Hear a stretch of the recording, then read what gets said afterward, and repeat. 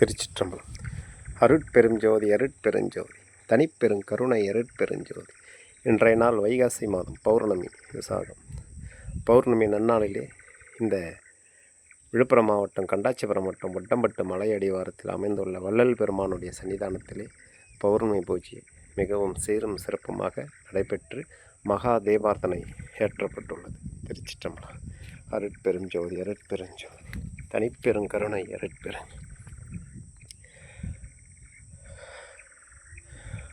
அருட்பெரும் ஜோதி அருட்பெரும் ஜோதி தனிப்பெரும் கருணை அருட்பெரும் ஜோதி.